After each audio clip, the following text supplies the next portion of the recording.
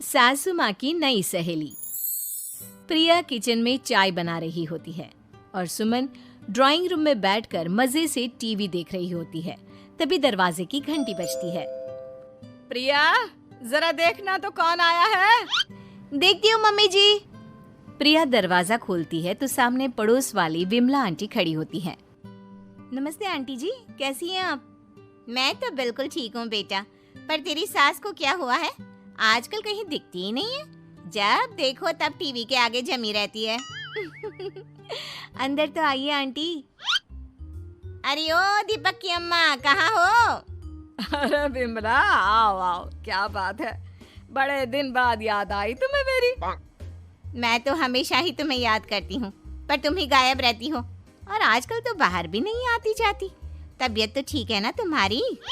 अरे तबीयत को क्या होना है, इस उम्र में तो कुछ ना कुछ लगा ही रहता है। मेरी छोड़ो, तुम ये बताओ कि क्या चल रहा है गली मोहल्ले में। तुम गली मोहल्ले की छोड़ो, चल तो तुम्हारे पड़ोस में रहा है। तुम्हारी नई सहेली आई है। मेरी कौन सी नई सहेली? मैं तो यहाँ बस तुमसे बातचीत कर लेती हूँ या फिर बाजू वाली शर्मा की बहू से दो चार बातें कर लेती हूँ। इसीलिए तो कहा कि तेरी नई सहेली आई है। अब कोई पड़ोस में आया है तो बात तो होनी ही है। कम से कम इसी बहाने हमारा भी एक ग्रुप बन जाएगा। फिर सब मिलकर अपनी बहुओं की शिकायतें किया करेंगे। दोनों हंसने लगते हैं। तभी प्रिया चाय लेकर आती है और सामने टेबल पर रख देती है। दोनों चाय पीती हैं और बातें करते हैं। चलो मैं चलती हूँ, अब कल मिलते हैं। राम राम। अगले दिन प्रिया किचन में कुछ काम कर रही होती है और सुमन आराम से सोफे पर बैठकर मटर छिल रही होती है। तभी डोरबेल बजती है। प्रिया दरवाजा खोलती है तो सामने उनकी नई पड़ोसन खड़ी होती है। जी, आप कौन? मैंने पहचाना नहीं। नमस्ते बेटा, मैं शारदा, आपके बगल वाले घर में अभी 2-4 दिन पहले ही शिफ्ट हुए हैं। ओह अच्छा। नमस्ते आंटी, अंदर आइए ना आप। देखिए तो मम्मी जी, आज कौन आया है। इतना कहकर प्रिया किचन में चाय बनाने चली जाती है। नई पड़ोसन को घर पे देखकर सुमन थोड़ा हैरान हो जाती है। नमस्ते बहन जी, मैं शारदा, आपकी नई पड़ोसन। अच्छा, आप हैं हमारी नई पड़ोसन। आइए आइए, और बताइए कैसी हैं आप? जी बिल्कुल ठीक हूँ। वो दरअसल घर पर छोटी सी पूजा रखवाई थी, बस उसी का प्रसाद देने चली आई। सोचा इसी बहाने नए पड़ोसियों से भी मुलाकात हो जाएगी। ये तो बहुत अच्छा सोचा आपने। सुमन प्रिया को आवाज लगाती है। अरे ओ बहू, जरा चाय पानी का तो आके पूछ लो। ये आजकल की बहुएं भी ना, जब तक बोलो नहीं तब तक कुछ नहीं करेंगी। आई मम्मी जी।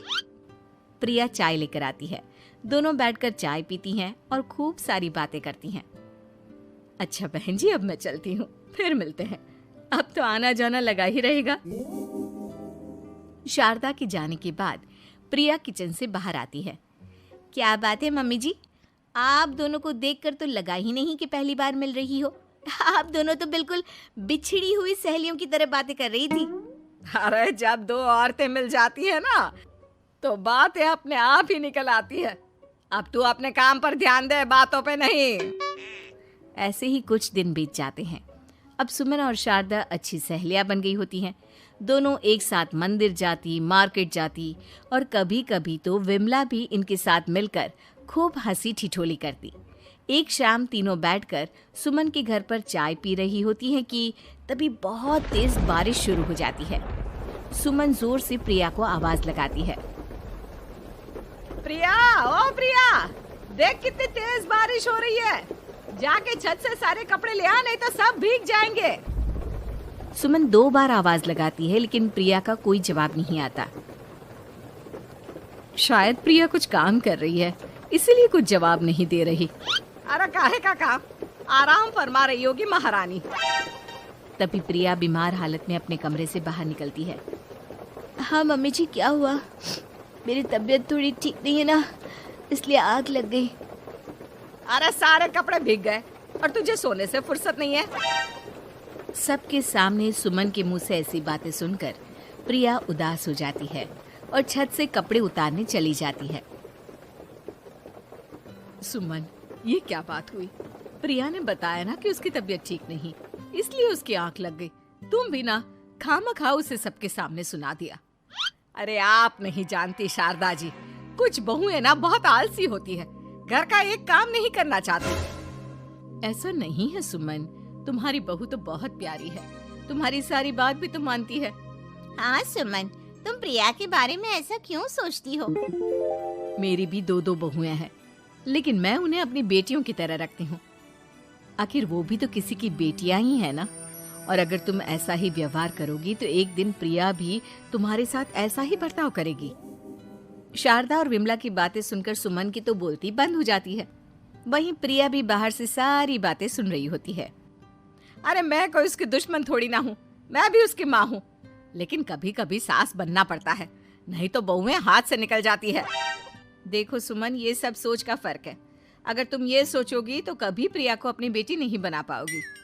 इतना कहकर शारदा और विमला वहां से चली जाती हैं और सुमन अकेले बैठकर उनकी बातें सोचने लगती है।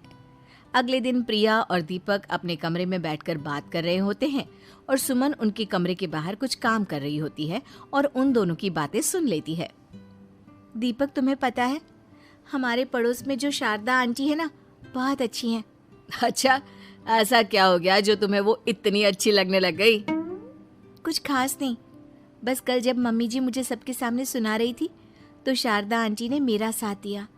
मैं तो सच में हैरान ही रह गई थी जब उन्होंने मम्मी जी को मुझसे ऐसा बर्ताव करने के लिए मना किया। अच्छा, फिर क्या हुआ? होना क्या था, शारदा आंटी तो मम्मी जी को समझा ही रही थी कि बहू को भी बेटी की तरह ही रखना चाहिए, लेकिन मम्मी जी तो मम्मी जी है ना, उन्हें तो मुझ में हमेशा कमी ही दिखती है। काश मुझे भी शारदा आंटी जैसी सास मिली होती जो मुझे भी अपनी बेटी जैसी समझती। सुमन ये सब सुनकर बहुत उदास हो जाती है और वहां से चली जाती है। प्रिया की बातें सुमन के कानों में बार बार गूंज रही थी। उसे बहुत शर्मिंदगी महसूस हो रही थी कि उसने प्रिया के साथ बहुत गलत किया है। अगले दिन सुमन शारदा और विमला को बुलाती है। क्या बात है सुमन, आज तूने ऐसे अचानक क्यों बुलाया? सब ठीक तो है ना? हाँ हाँ, सब ठीक है, तुम दोनों बैठो तो सही। तब तक दीपक और उसके पापा भी आ जाते हैं। प्रिया, तुम भी आ जाओ। क्या हुआ मम्मी जी, आपने बुलाया? हाँ प्रिया बेटा, मैं आज सबके सामने तुमसे माफी मांगना चाहती हूँ।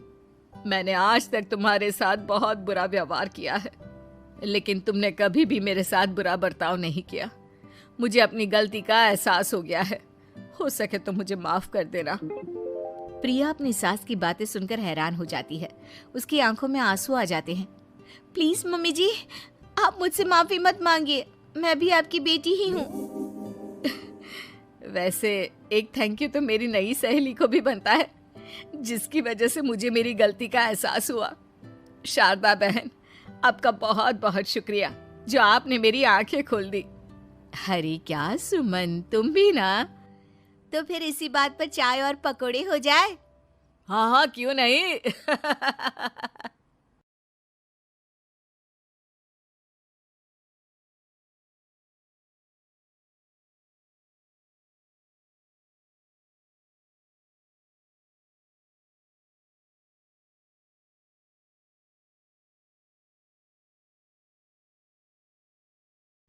उम्मीद है कि आपको हमारी ये कहानी पसंद आई होगी। कृपया हमारे चैनल को सब्सक्राइब करें और सभी अपडेट्स के लिए बेल आइकन जरूर क्लिक करें। और हाँ, वीडियो लाइक और शेयर करना मत भूलिएगा। Bye bye.